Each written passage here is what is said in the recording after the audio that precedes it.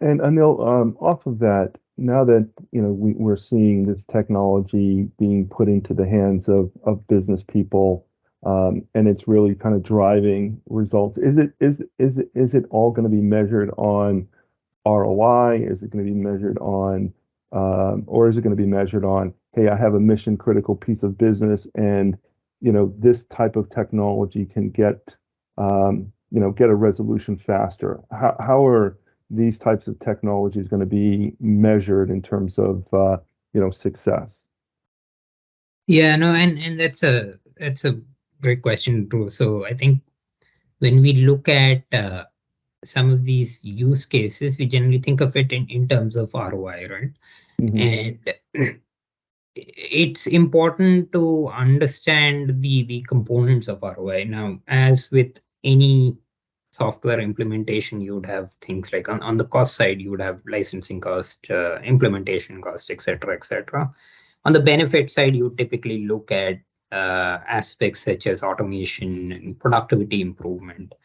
But I think for a more comprehensive view of ROI, you also need to factor in other elements.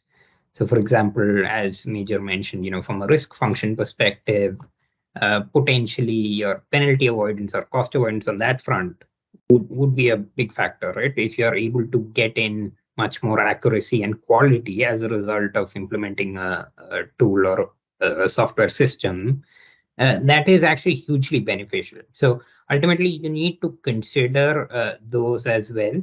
So to answer your question, to definitely ROI is still going to be important, right? It's a metric which is easiest to relate to and easiest to, in some ways, understand and grasp. But what you need to put in as part of that ROI is also something that needs to be, or is you need to be more comprehensive when you look at all the factors that you need to put in in an ROI construction, both from a cost side and a benefit side.